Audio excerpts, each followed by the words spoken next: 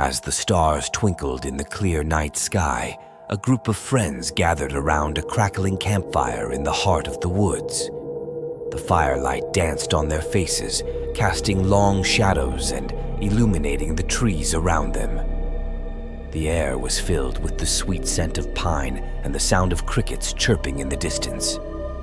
They had come to escape the hustle and bustle of their daily lives and to reconnect with nature and each other. Seated at the center of the circle was Jack, a seasoned storyteller with a knack for spinning tales that could captivate any audience. He was a man in his late 40s, with graying hair and a twinkle in his eye that hinted at a life filled with adventure. The group had been eagerly awaiting his stories, and as he leaned forward, they fell silent, ready to be transported into his world of imagination. "All right, gather round, everyone," Jack said, his voice low and inviting. "I have a few stories for you tonight, each one more mysterious than the last. Let's start with a tale from my own childhood, a story about a haunted house." The group leaned in closer, their eyes fixed on Jack as he began. The haunted house. "When I was about 12 years old," Jack started. "there was an old abandoned house at the end of our street. It was a place we kids all avoided. The windows were broken, the paint was peeling, and it had an eerie, deserted look. But the real reason we stayed away was the rumor that it was haunted. One summer evening, my friends dared me to go inside. Being the brave, or perhaps foolish boy that I was, I accepted the challenge. As I approached the house, the air seemed to grow colder, and an unsettling silence fell over the neighborhood. I pushed open the creaking front door and stepped inside. The interior was just as creepy as the outside. The furniture was covered in dust, and cobwebs hung from the ceiling. I wandered through the rooms, my heart pounding with every step. Suddenly, I heard a faint whisper. I couldn't make out the words, but it sounded like a child crying. I followed the sound to the attic, where I found an old, dusty mirror. As I looked into the mirror, I saw the reflection of a little girl standing behind me. She had long, dark hair and a sad expression on her face. I spun around, but there was no one there. When I looked back at the mirror, she was gone.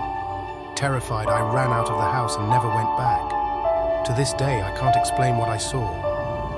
The group shivered at the thought of the haunted house, and Jack allowed a moment of silence before continuing. The mysterious hitchhiker. "That was just a warm-up," Jack said with a grin. "Now, let me tell you about the time I picked up a mysterious hitchhiker. It was a stormy night, and I was driving down a lonely stretch of highway.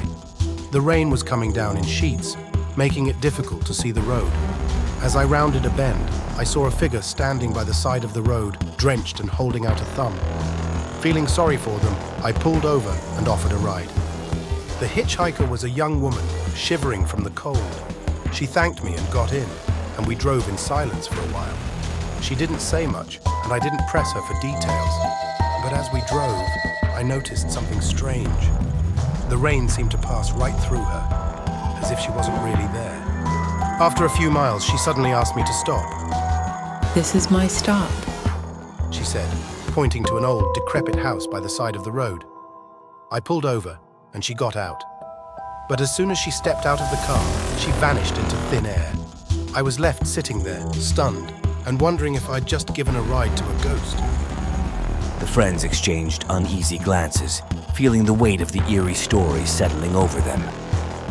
Jack wasn't done yet. The legend of the forest spirit. "For my final story tonight," Jack said, his voice dropping to a whisper. "I'll tell you about the legend of the forest spirit.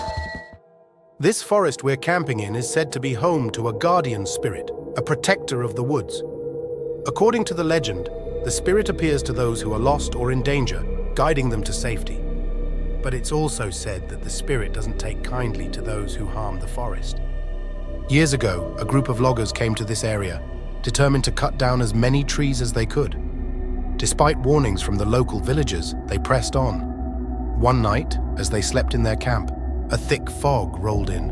When they woke up, they found themselves surrounded by towering trees, their paths blocked, and their equipment mysteriously broken. In the midst of the fog, they saw a figure emerging from the trees. It was a tall, ethereal being with glowing eyes and a presence that demanded respect.